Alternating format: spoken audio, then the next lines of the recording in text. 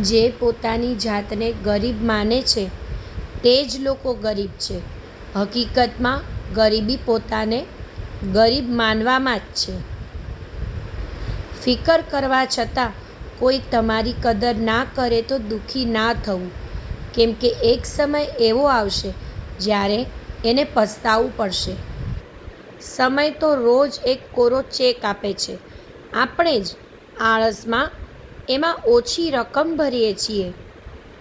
પ્રેમ અને પૈસા એવા વ્યક્તિને જ આપવા જેનામાં એ પાછા આપવાની ત્રેવડ હોય.